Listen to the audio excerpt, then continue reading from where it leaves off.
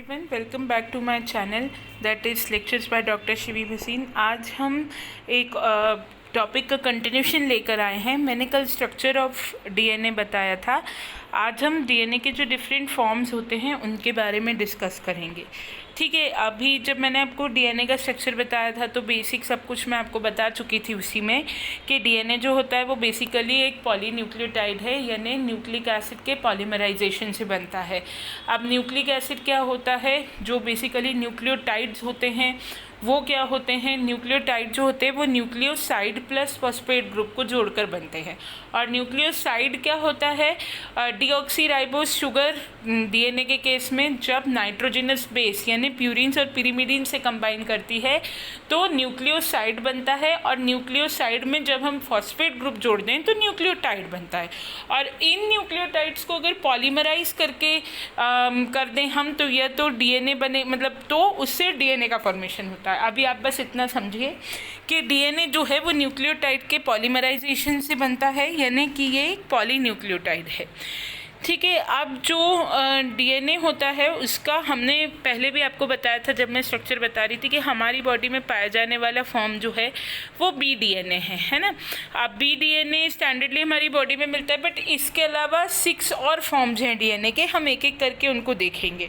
सबसे पहले बात करें बी डीएनए की, तो बी डीएनए जो डीएनए का सबसे स्टेबल फॉर्म है ना, हमारी बॉडी में यही फॉर्म पाया जाता है। ऑलमोस्ट बहुत सारे लिविंग ऑर्गेनिजम्स अर्थ पे ऐसे हैं जिनमें डीएनए का बी फॉर्म पाया जाता है। ठीक है, डीएनए के बी फॉर्म में 10.5 बेस पेयर पर हेलिक्स टर्न, मतलब एक टर्न में 10.5 बेस पेयर्स पाए जाते हैं। ये आप लोग याद रखिएगा, ये कॉम्पिटिटिव में भी कई बार पूछ लिया जाता है कि 10.5 कितने बेस पेयर्स डीएनए के एक हेलिकल टर्न में होते हैं। ये कभी पूछ लेते हैं कि बी डीएनए में कितने बेस पेयर्स पर टर्न होते हैं, तो ध्यान रखिएगा 10.5 बेस पेयर्स पर हेलिक्स टर्न पाए जाते हैं, है ना।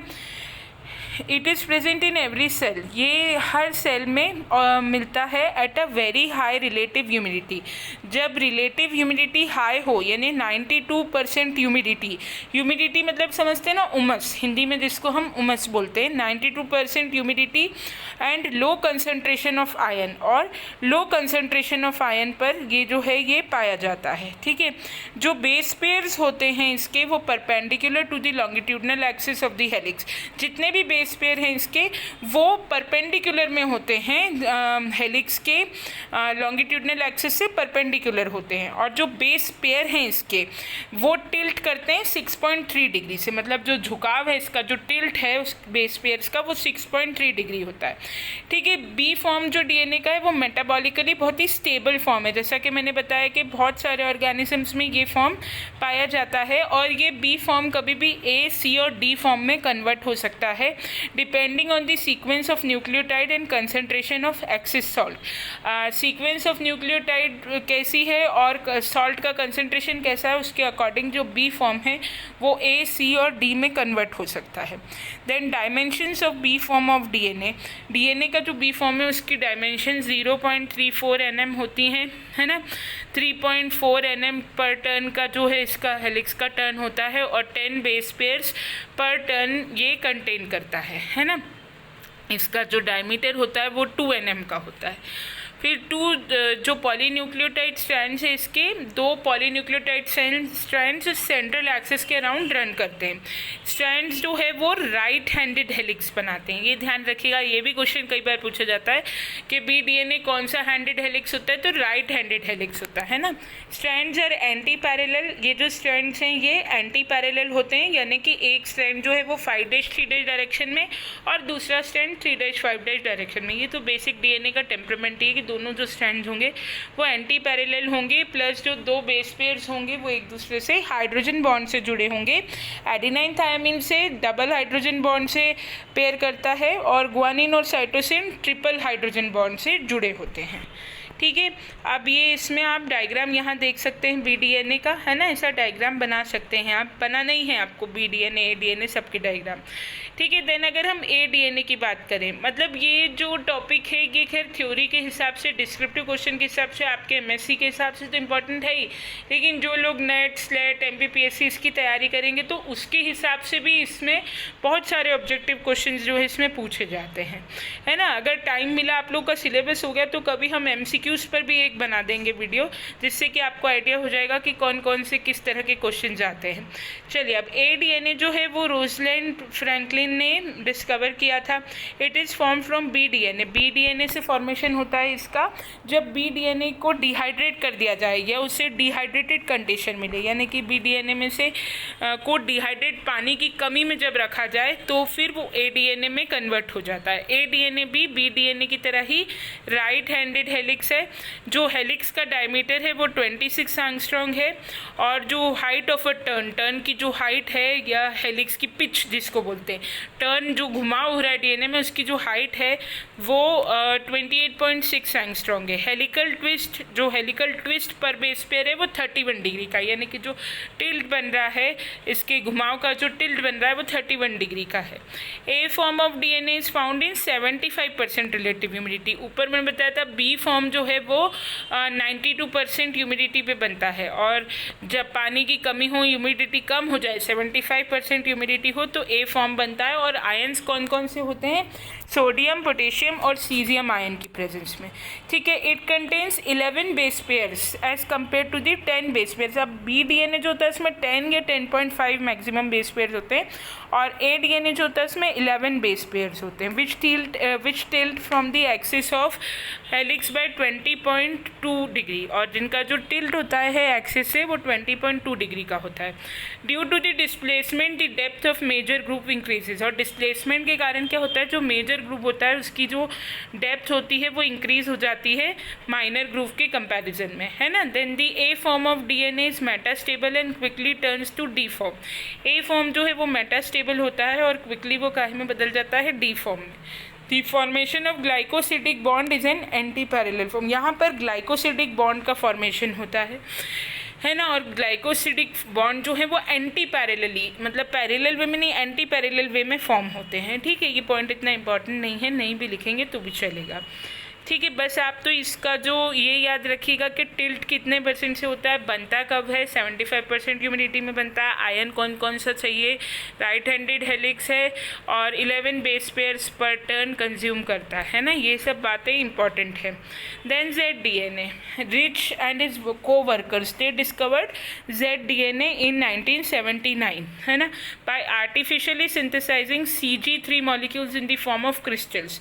उन्होंने ये देखा कि CG यानी साइटोसिन और गुआनिन के 3 मॉलिक्यूल्स आर्टिफिशियली क्रिस्टल के फॉर्म में जब ज़्यादा मात्रा में किसी उसमें पाए जाते हैं तो जो ZDNA उसका निर्माण होता है।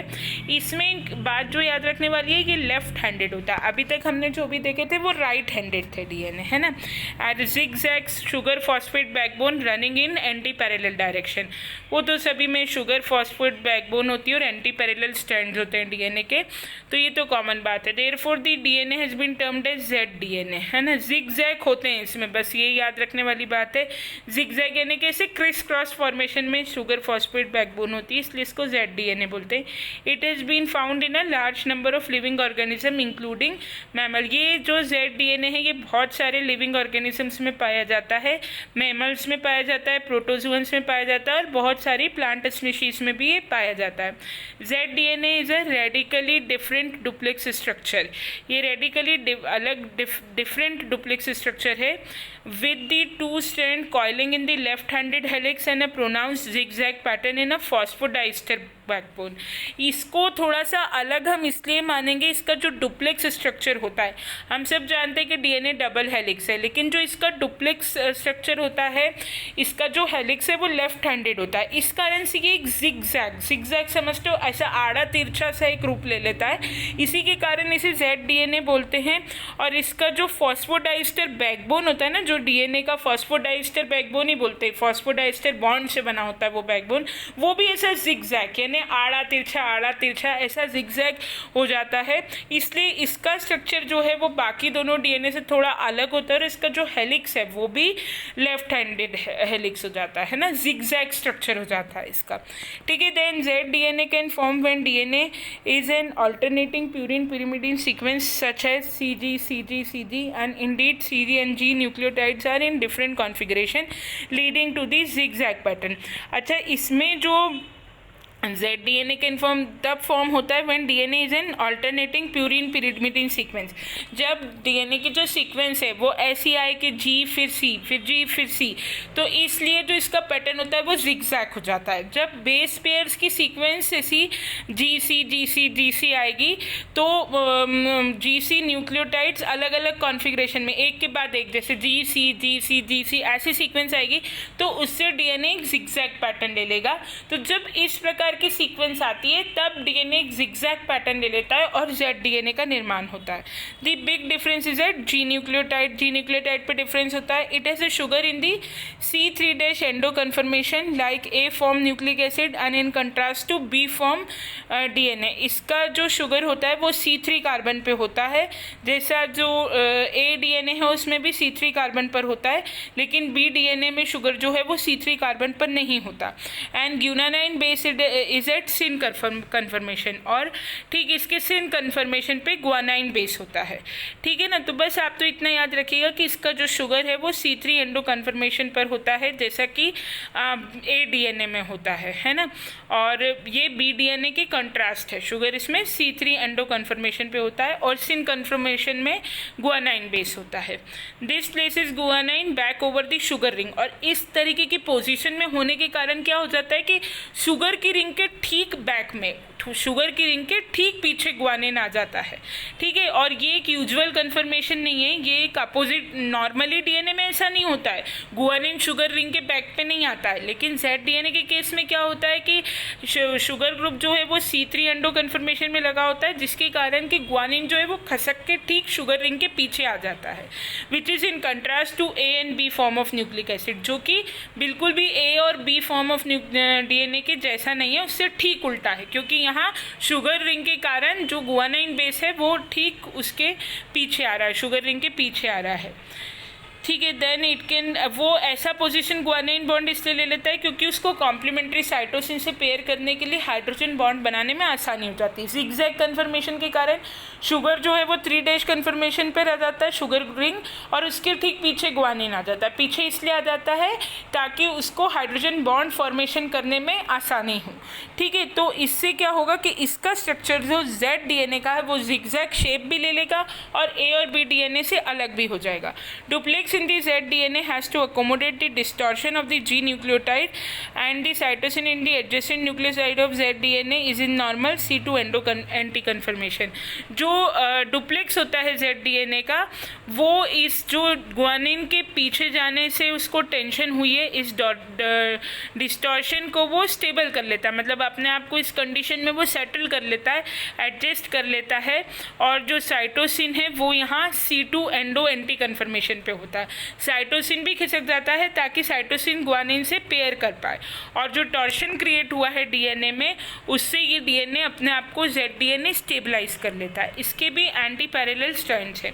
अब जो याद रखने वाली बात है, जेड डीएनए के भी एंटी पैरेलल स्ट्रैंड्स है, ये लॉन्ग होता है, थिन होता है ना, इसके 12 बेस पेयर पर टर्न आते हैं। अभी तक आपने देखा था बी में 10.5 10 लिखा हुआ मिलेगा, कहीं कहीं 10.5 मिलेगा, ए में 11 और जेड डीएनए में कितने 12, और 0.45 nm का एक्सियल राइज होता है ना, मतलब ये जो राइज है ये 0.45 nm का होता है, 45 डिग्री का हेलिक्स पिच होता है, 7 डिग्री का बेस पेयर टिल्ट होता है, जो झुकाव है बेस पेयर का 7 डिग्री का होता है, -30 डिग्री का ट्विस्ट एंगल होता है, 1.8 nm का डायमीटर होता है। ये तो जस्ट डायमेंशन से आपको याद ही करनी है, इस तरीके से क्वेश्चन पूछ लिया जाता है डायमीटर कितना होगा, पर बहुत ज़्यादा जो कॉमन पूछा जाता है ना वो मैंने आपको बता दिया, राइट हैंडेड कौन सा है, लेफ्ट हैंडेड कौन सा है, कितने base pair per turn accommodate करता है ना, यही क्वेश्चन जो हैं वो ज़्यादातर आते हैं। Rotation of Z form DNA left handed होता है, 12 बेस पेयर्स पर टर्न कंटेन करता है, जिगजैग बैकबोन बना लेता है, इसलिए इसको जेड डीएनए बोलते हैं। Minor groove of Z DNA is different, it is deep. इसका जो माइनर ग्रूव होता है ना, मैंने आपको मेजर और माइनर ग्रूव का स्ट्रक्चर में बताए थे कि जो ज़्यादा बेस पेयर अकोमोडेट कर रहा है, जो चौड़ा वाला पोर्शन है, जो चौड़ा वाला बेस पेयर ज़्यादा शो कर रहा है वो मेजर ग्रूव, और जो थिनर पोर्शन शो हो रहा है वो माइनर ग्रूव। तो जो इसका माइनर ग्रूव है वो डिफरेंट है, डीप है और नैरो है as compare to other form of DNA. बाकी फॉर्म जो डीएनए के हैं उनमें से जो जेड डीएनए का माइनर ग्रूव है वो थोड़ा चौड़ा होता है। तो ये पूछ लिया जाएगा कभी आपको कि माइनर ग्रूव किस डीएनए का सबसे ज़्यादा मतलब ब्रॉड होता है, तो आपको पता होना चाहिए जेड डीएनए का। देन ये इसका एक कंपैरेटिव, यही तीनों जो फॉर्म है ये सबसे कॉमन है डीएनए के, है ना।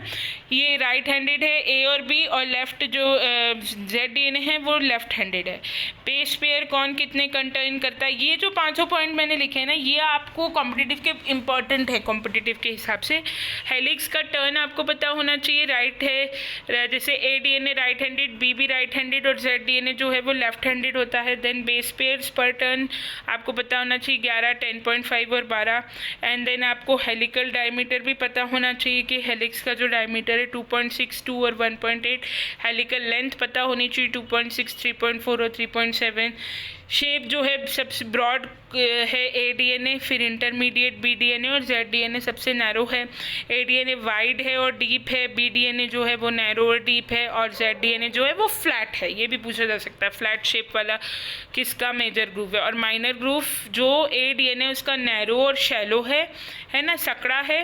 बी डीएनए का ब्रॉड है, बड़ा है और शैलो है ना, मतलब गहरा है, और सॉरी गहरा नहीं है। और जो जेड डीएनए है वो नैरो है यानी सकड़ा है, लेकिन डीप है उसका जो माइनर ग्रुप है ना। और ऊपर भी मैंने बताया था कि जो इसका माइनर ग्रुप है ये डीप होता है और नैरो होता है ना। Then D form of DNA, D form of DNA is found rarely in extreme cases. Total number of base pair per turn helix is 8, है ना, total number of base pair 8 होते हैं। Therefore it shows 8 fold symmetry, 8 fold symmetry दिखाता है ये। The form is also called as poly D8DT and poly G and DC form. It is pronounced negative tilt of base pair. इसमें जो negative tilt of base pair है 16.7 degree है as compared to C form. The base pairs are displaced backward with respect to the axis of DNA helix. इसमें क्या होता है कि जो base pair होते हैं वो पीछे की तरफ डिस्प्लेस, पीछे की तरफ फेंक दिया जाता है, मतलब पीछे खसक जाता है, ये बैकवर्ड हो जाते हैं बेस पेयर, जिसके पीछे खसके हुए मिलेंगे आपको बाकी डीएनए के कंपैरिजन में। याद रखने वाली बात यह है कि 8 बेस पेयर्स पर टर्न जो है इसमें पाए जाते हैं। इसको पॉली D8DT कहा जाता है, मतलब कि इसमें A T के कंटिन्यूस बेस पेयर्स और G और C के कंटिन्यूस बेस पेयर्स पाए जाते हैं। जो टिल्ट होता है बेस पेयर्स का वो 16.7 डिग्री है, ठीक है। देन C डीएनए जो है वो 66% रिलेटिव ह्यूमिडिटी में पाया जाता है लिथियम आयन की कंसेंट्रेशन में। As compare to A DNA, B DNA, C DNA, the number of base pair per turn जो है इसमें वो कितने हैं, कम है ना। जो नंबर ऑफ बेस पेयर्स हैं वो कम है इसमें, दैट इज 28 पर 3 और 91 पर 3। तो base pair show pronounced negative tilt इसमें दिखाते हैं, 7.8 डिग्री का टिल्ट है ना। 7.8 डिग्री का जो टिल्ट है वो इसके अंदर दिखाया जाता है, ठीक है। अब जो इसके अंदर सिंगल स्ट्रैंडेड डीएनए आता है, सी डीएनए को कई बार ये कॉम्प्लीमेंट्री डीएनए भी कहते हैं। एमआरएनए के रिवर्स ट्रांसक्रिप्शन से जो डीएनए बनता है उसको सी डीएनए कहा जाता है ना। Then single stranded DNA, almost all the organisms contain double stranded DNA. केवल कुछ वायरसेस ऐसे होते हैं जैसे बैक्टीरियोफेज 5:174 जिनमें सिंगल स्ट्रैंडेड सर्कुलर डीएनए पाया जाता है। It becomes double standard only at the time of replication, ये केवल रेप्लिकेशन के टाइम पे डबल स्टैंडर्ड होता है, ठीक है। अब सिंगल स्टैंडर्ड और डबल स्टैंडर्ड डीएनए में डिफरेंसेस क्या होते हैं कि double standard DNA absorbs a wavelength of 2600, ठीक है। डिफरेंसेस में आपको ज़्यादा जाने की ज़रूरत नहीं है, बस आप ये देख लीजिएगा इसके अंदर जो आपको ध्यान रखने वाली बात है कि जो डबल स्टैंडर्ड डीएनए है वो 2600 का जो एंगस्ट्रॉम का अल्ट्रावायलेट रेडिएशन है उसको एब्जॉर्ब करेगा, वेवलेंथ एब्जॉर्ब करेगा 2600 एंगस्ट्रॉम की of ultraviolet light constantly from 0 to 80 डिग्री। Thereafter rise sharply, whereas single standard DNA absorbs UV light increasing the steadily from 20 to 90 degree, और जो single standard होगा वो 20 डिग्री से 90 degree के बीच में जो है वो लाइट एब्जॉर्ब करेगा। Double standard DNA resist the action of formalin, double standard DNA जो है वो फॉर्मेलिन के एक्शन को रेजिस्ट कर जाएगा, सह जाएगा due to the close reactive site, where single standard DNA can not resist due to the expose reactive site. Single standard DNA में क्या होता है कि जो रिएक्टिव साइट्स हैं वो एक्सपोज हो जाती हैं, दिख जाती है, इस कारण से वो फॉर्मेलिन के प्रभाव को सह नहीं पाता, वेयर जो डबल स्टैंडर्ड DNA होता है वो फॉर्मेलिन के प्रभाव को आसानी से सह जाता है।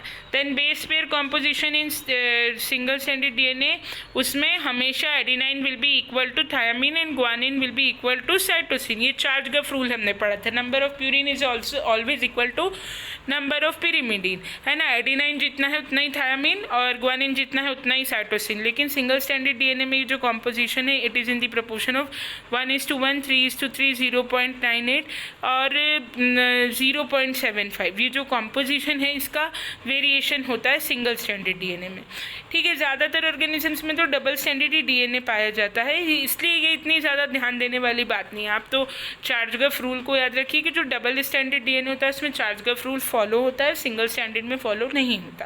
Then double standard DNA always remains in linear helical form. जो डबल स्टैंडर्ड DNA होता है वो हमेशा हेलिकल फॉर्म में पाया जाता है, और जो सिंगल स्टैंडर्ड DNA होता है वो सर्कुलर फॉर्म में पाया जाता है, ठीक है। वो केवल रेप्लिकेशन के वक्त डुप्लीकेट होता है ना।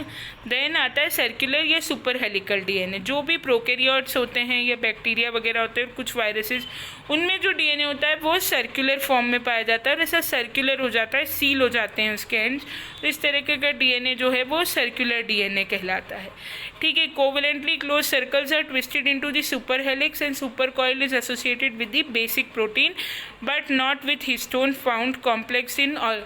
इसमें जो प्रोकैरियोटिक DNA होता है ये याद रखिएगा, जो सर्कुलर DNA है ये केवल प्रोकैरियोट्स और बैक्टीरिया में मिलेगा, ये आपको यूकैरियोट्स में नहीं मिलेगा। और प्रोकैरियोट्स और बैक्टीरिया में सदैव नेकेड DNA पाया जाता है, और यूकैरियोट्स में DNA is always packaged in the form of chromatin. ये मैं पढ़ा चुकी हूँ, बायोटेक MSc में ये एक टॉपिक था न्यूक्लियोसोम, उसमें मैंने पढ़ाया है, और जो लोग देखना चाहें वो न्यूक्लियोसोम का वीडियो रेफर करके देख सकते हैं कि किस तरीके से DNA जो है वो यूकैरियोट्स के अंदर पैकेज किया जाता है, पहले पैक होता है क्रोमैटिन के स्ट्रक्चर में और न्यूक्लियस में प्रेजेंट होता है, और हिस्टोन और नॉन हिस्टोन प्रोटीन्स के साथ पाया जाता है ना। तो आपको बस ज़्यादा नहीं देना है, सर्कुलर DNA के बारे में यही बताना है कि प्रोकैरियोट्स में पाया जाता है, नेकेड DNA के फॉर्म में ये पाया जाता है ना। इसमें थोड़ा ज़्यादा मैंने वीडियो के हिसाब से लिख दिया था, लेकिन आपको इतना अपने नोट में लिखने की ज़रूरत नहीं है, ठीक है। देन इसके बाद हम बस यही फॉर्म जो है A, B, C, D और Z,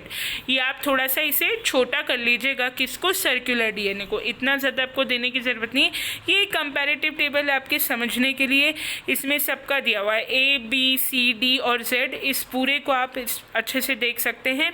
ज़्यादा इम्पोर्टेंट यही है इसमें कि कौन कौन से ऐसे DNA हैं जो कि किस ह्यूमिडिटी पे मिलते हैं, जैसे कि जो A वाला है वो 75% रिलेटिव ह्यूमिडिटी पे मिलता है, B वाला 92% पे, C वाला 66 पे, D वाले को ह्यूमिडिटी की कोई ऐसी रिक्वायरमेंट नहीं है, एंड देन जो Z वाला है वो लो हाई सॉल्ट कंसनट्रेशन पे मिलता है।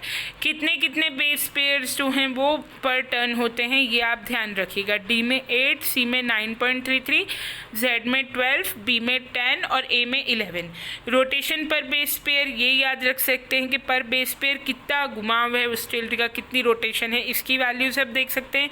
वर्टिकल राइज इसकी तो इतनी ज़रूरत नहीं, helix, pitch of the helix याद रखिएगा हर DNA की, ये इंपॉर्टेंट है। पिच ऑफ द हेलिक्स से क्वेश्चन आ जाता है कि हेलिक्स की पिच कितनी है, 28.15, 34 एंगस्ट्रॉन्ग, 31 एंगस्ट्रॉन्ग और 45 एंगस्ट्रॉन्ग।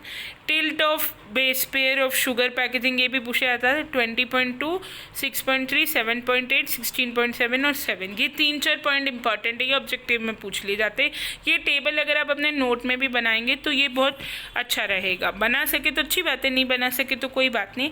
अब रिसेंट एडवांसमेंट एक बहुत इंपॉर्टेंट है 2018 में, ये बहुत ही मेरे को भी इंटरेस्टिंग बात लगी, और सही मायने में मुझे भी, मैं वीडियो बनाने के लिए थोड़ी इन्फॉर्मेशन सर्च कर रही थी तब मुझे भी पढ़ने में आई, मुझे भी अभी तक नहीं पता थी कि 23 अप्रैल 2018 को ऑस्ट्रेलिया के रिसर्चर्स जो हैं उन्होंने गैम्बियन इंस्टीट्यूट करके कोई है वहीं पे ऑस्ट्रेलिया में, वहाँ पर एक नया डीएनए, नया फॉर्म ऑफ डीएनए उन्होंने डिस्कवर किया, जिसको कहते हैं लिविंग सेल्स में ये डीएनए डिस्कवर हुआ, a twisted knot of DNA that they called as I motif. उस डीएनए को उन्होंने क्या बोला, आई मोटिफ, जो कि कभी पहले डायरेक्टली नहीं देखा गया था, है ना।